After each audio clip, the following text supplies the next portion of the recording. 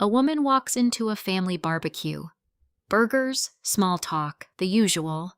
She takes one look at her father-in-law and says, "You need to go to the hospital, now." The guy feels fine. He laughs it off. She doesn't blink. Now. A few hours later, he's on an operating table. Blocked artery.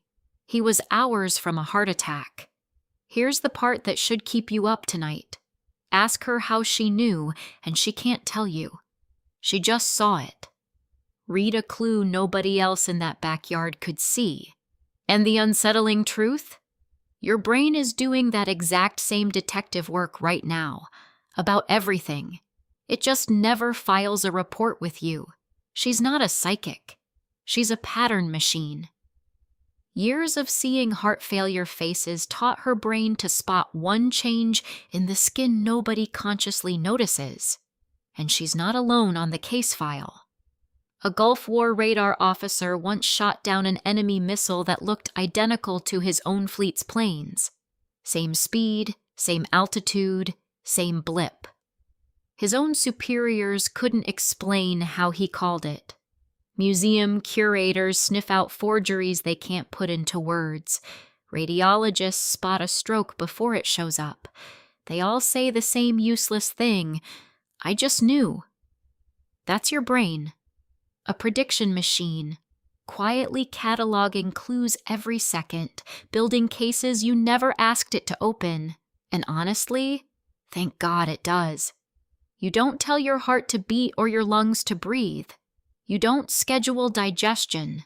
Your body handles all of it on autopilot while you're busy losing an argument with a vending machine. You don't even need to see a cookie to get hungry. Hormones tip you off before you know what hit you. You are way more than your conscious self. Most of you runs in the dark, which is great, until the autopilot commits a crime. Exhibit A. A store clerk, trained to cut up used-up gift cards, rings up a few in a row. The next customer hands over a real credit card. The clerk takes it, picks up the scissors, and snips it clean in half before looking up at a horrified human being. Exhibit B. A former preschool teacher, now in a corporate office, who kept asking grown adult coworkers if they'd washed their hands after the bathroom. Exhibit C. An ex-lifeguard who still yells, "Walk!" at anyone who jogs past. None of them decided to do these things. The autopilot did. It was just running an old script in a new building. And here's how it gets you. The triggers that fire your habits slowly turn invisible. The treats on the counter, the remote by the couch, the phone in your pocket that's somehow already in your hand. The urge feels like it comes from nowhere. It doesn't. You just stopped seeing the cue.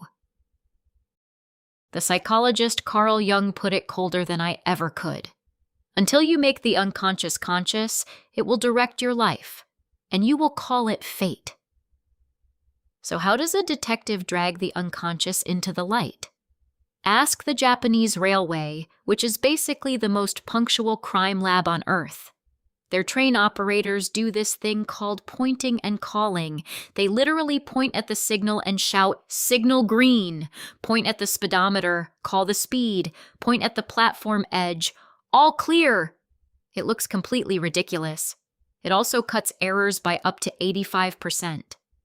New York copied a version of it, and birthing mistakes dropped 57%. Why does pointing and yelling work? Because it forces a mindless habit up into the daylight where you can actually see it. You can't arrest a suspect you refuse to look at. Step 1 of the whole investigation is stupidly simple. Make a list of your daily habits. Every one. Then mark each. Good, bad, or neutral. Plus, minus, equals, except there's no such thing as good or bad. Only effective. Even the bad ones are solving something. That's why you keep them. So ask the real question, does this habit cast a vote for the person I want to be or against? And you don't crack this case by force. You crack it by watching yourself like a stranger. Oh, how interesting. That person grabs their phone every 90 seconds. Catch yourself reaching for the cookie and say it out loud. I'm about to eat this. I don't need it. Hearing the crime spoken makes it real. It drags the whole thing into daylight. The man who didn't look right got a second chance because somebody finally looked. You can't change a habit you can't see. So before you fix a single thing, catch yourself in the act. Your move, detective.